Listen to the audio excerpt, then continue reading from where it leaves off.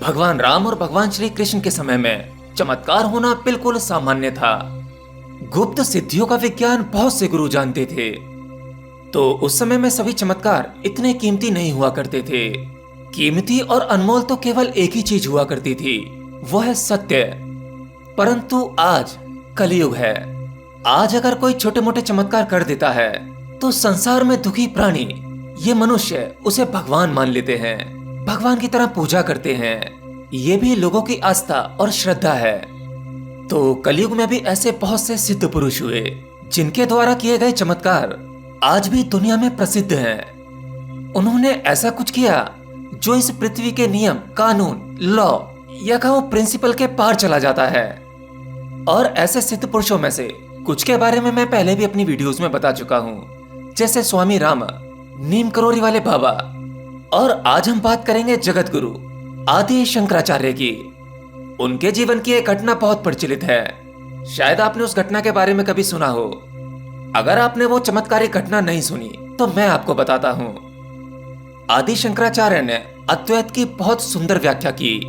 अद्वैत का सिद्धांत अर्थात वो जो ईश्वर है, सभी सृष्टियों की रचना करने वाला, सब में प्राण भरने वाला और मैं एक ही है।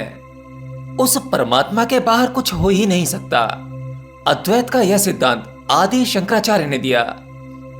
तो एक बार आदि शंकराचार्य भारत भ्रमण पर निकले, धर्म का प्रचार प्रसार करने के लिए, या धर्म के प्रति जो भी भ्रांतियां फैली हुई थीं, उसके बारे में लोगों को ज्ञान देने के लिए पूरे भारत का भ्रमण कर रहे थे और लोगों के बीच ज्ञान का प्रकाश फैला रहे थे। इसी यात्रा के दौरान वो जिस भी नगर में जाते थे तो उन नगरों में उनका सामना कई बार कई विद्वानों के साथ होता था और फिर उनके बीच शास्त्रार्थ चलता।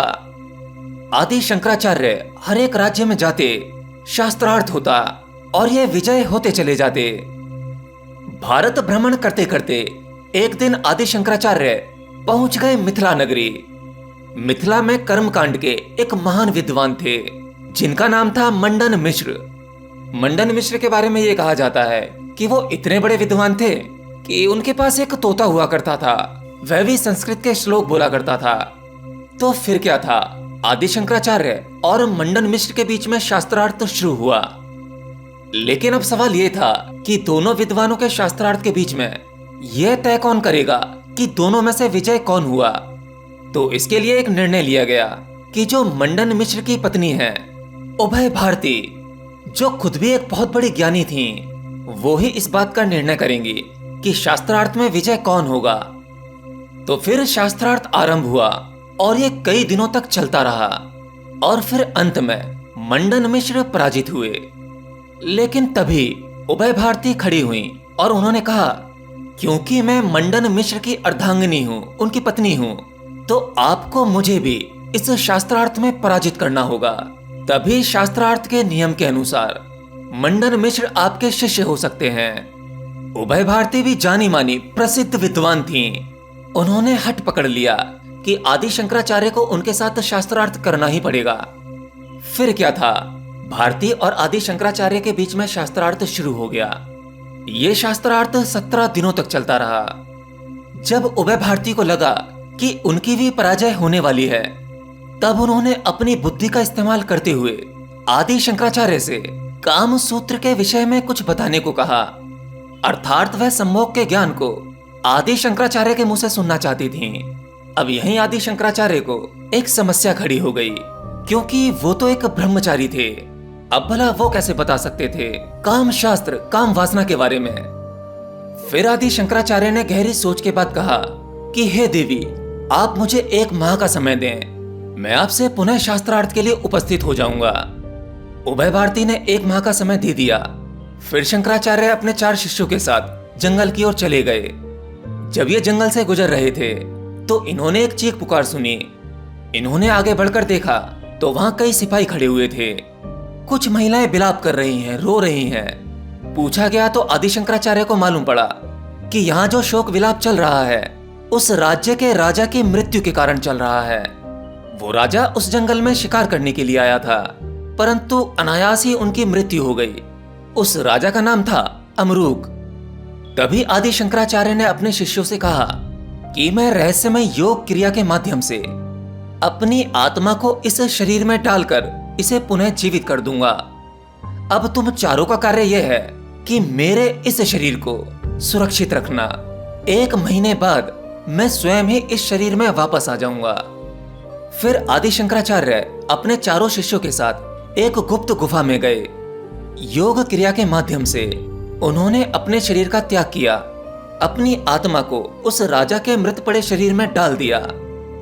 उन चारों शिष्यों ने आदि शंकराचार्य के शरीर की सुरक्षा उसी गुफा में रहकर करी।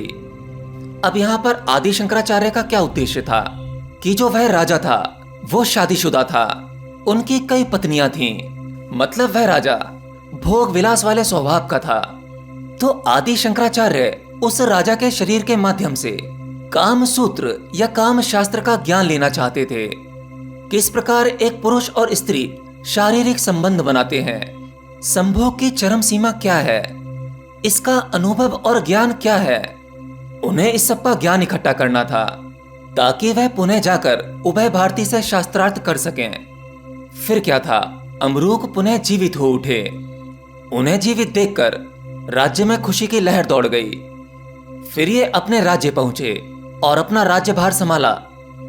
तब जो इनके मंत्री थे वो राजा अमरूक का व्यवहार देखकर थोड़े अचरज में पड़ गए, क्योंकि मंत्रियों ने नोटिस किया कि राजा की उस मृत्यु वाली घटना से पहले और अब में एक बहुत बड़ा अंतर है। अब हमारे राजा का स्वभाव बिल्कुल बदल गया है। ये पहले तो बहुत ही कठोर स्वभाव के थे, प्रजा का ध्यान भी नहीं रखते थे, परंतु अब ये बहुत दयालु हो गए हैं, अच्छी अच्छी ज्ञान की बातें करते हैं, क्रोध भी नहीं करते। तो मंत्रियों को समझने में देर नहीं लगी कि राजा के शरीर में किसी और की आत्मा है। तब उन मंत्रियों ने राजा को बिना बताए अपने गुप्तचर कुछ गुप्त सिपाहियों को उनसे कहा कि पता लगाओ कि इस पूरे राज्य में ऐसे कौन से मृत शरीर हैं जिनका दाह संस्कार नहीं हुआ है। तुम उन मृत शरीरों को ढूंढकर उनका दाह संस्कार कर दो, ताकि राजा के इस शरीर में जो भी दिव्य आत्मा है ये अपने असली शरीर में ना पहुंच पाए, क्योंकि इस राज्य को इसी प्रकार के राजा की आवश्यकता है। अब जो ये सिपाही थे पूरे राज्य में घूम घूम कर ऐसे मृत शरीर को ढूंढने लगे और उनका दाह संस्कार करने लगे। वो सिपाही ढूंढते ढूंढते एक दिन उस गुफा के पास पहुंच गए जहां पर आदि शंकराचार्य का शरीर था, जिनकी सुरक्षा आदि शंकराचार्य के वो 4 शिष्य कर रहे थे। तब तक 1 माह और 6 दिन हो चुके थे। चारों शिष्य घबरा गए कि अब अपने गुरु के शरीर को इन सिपाहियों से कैसे बचाया जाए। वो सिपाही गुफा के अंदर आए। शिष्यों ने कहा कि हमारे गुरुजी ये एक योग क्रिया शवासन की क्रिया में लेटे हुए हैं। असल में ये प्रयोग हमें सिखा रहे हैं, आप इन्हें छोड़ दीजिए। परंतु सिपाहियों को तो आदेश मिला हुआ था, तो वो नहीं माने। तो उन सिपाहियों ने लकड़ियां ला करके चिता का इंतजाम किया। फिर आदि शंकराचार्य के शरीर को उस चिता पर लिटा दिया और चिता में आग लगा दी। शंकराचार्य के जो शिष्य थे वो रोने लगे, बिलखने लगे। उन्होंने अपनी तरफ से पूरा प्रयत्न किया, परंतु वो असफल रहे। फिर अंत में उन चारों शिष्यों ने आंखें बंद करके अपने गुरु का आवाहन किया, उन्हें पुकारा। शिष्यों ने कहा, गुरुदेव अब विलंब ना करें, कृपया करके अपने शरीर में पुनः वापस आइए, नहीं तो अनर्थ हो जाएगा। फिर आदि शंकराचार्य को अपने शिष्यों की वह आवाज सुनाई दे गई। फिर उसी समय आदि शंकराचार्य ने राजा अमरूक के शरीर का त्याग करा और अपने शरीर में पुनः वापस आ गए।